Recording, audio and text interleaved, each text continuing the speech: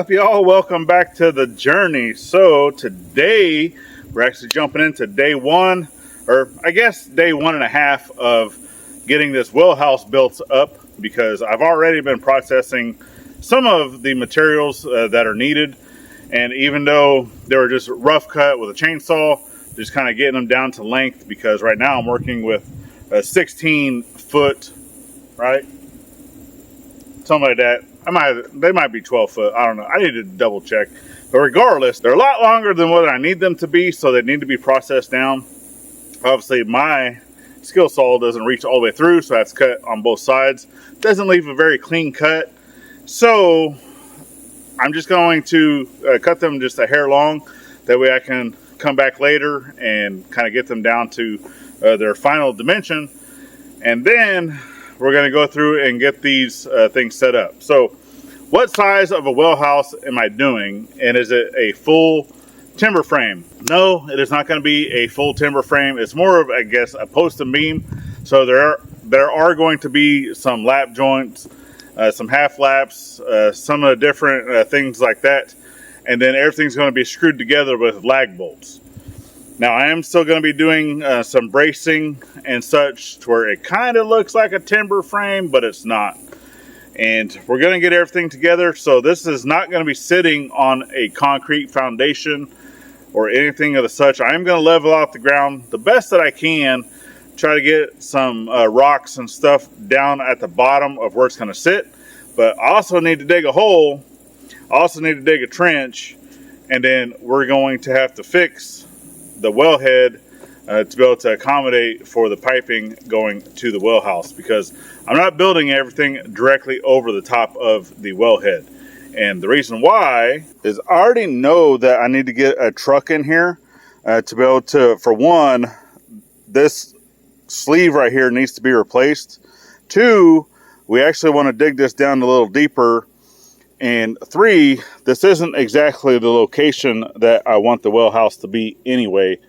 It might end up coming more to this spot, because if you look over here to where that concrete sits right here, to where basically imagine a line coming straight down. So this is really close to where the edge of the house, the future house, is going to be. It might be a little more that way. It might be a little bit more that way. We haven't 100% figured that out yet. More than likely, it's going to be a lot more that way. But I want the well house to eventually be sitting up against the side of the house. So it needs to be somewhat mobile for now.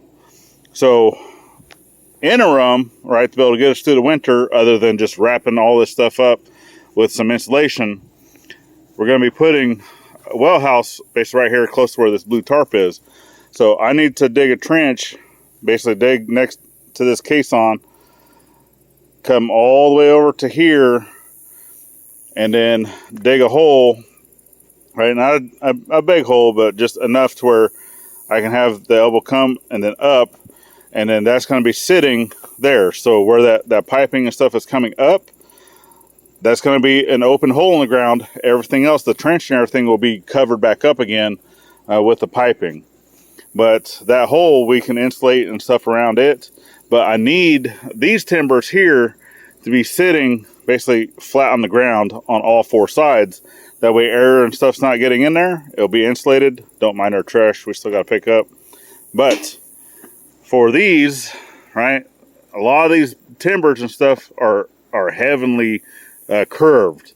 But if I'm getting them shortened down some, so basically from here over a 5 foot section, so I'm trying to make this 5 foot squared, because we got the big tank, right? And I would like to have enough room to be able to get around it as needed.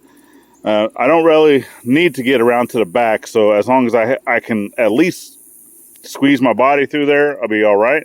But I want to have enough room off to one side to be able to accommodate for filters and just other things if we need to get some of the other tanks for like a water softener or just anything like that. I want to make sure there's enough room in there. So I'm going to go ahead and get this stuff processed down. I'm just going to throw you guys to a time lapse because I'm using a generator.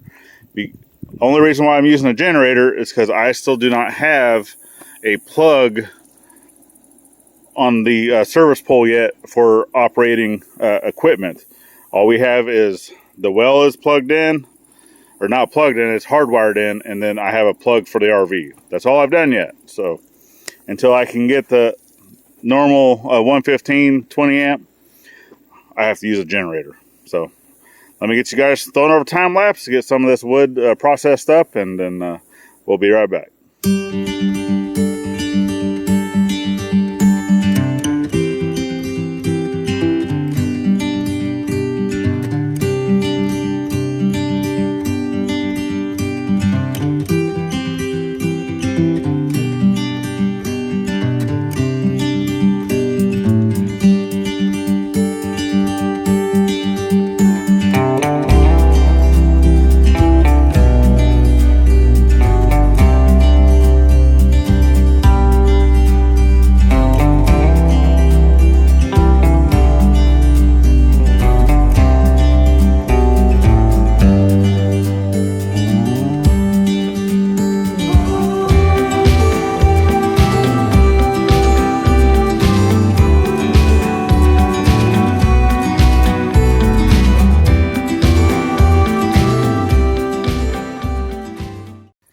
And just like that, I got the 4 beams for the floor.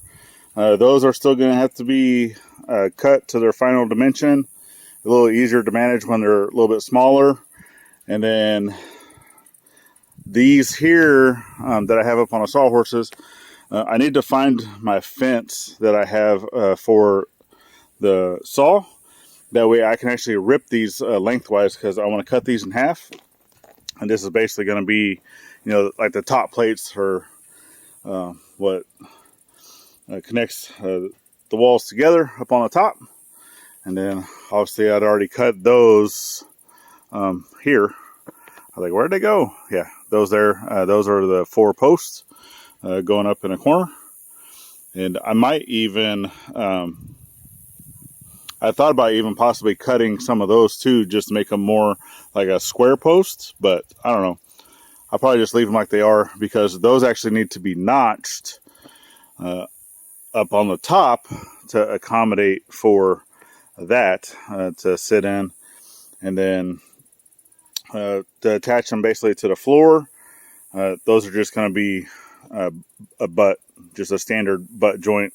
I might even use brackets, but I'd have to go get them, the brackets like what I used on the sawhorse. So we'll see how that goes. But all right, let me go see if I can't find the fence for that thing, and then we'll get back to cutting.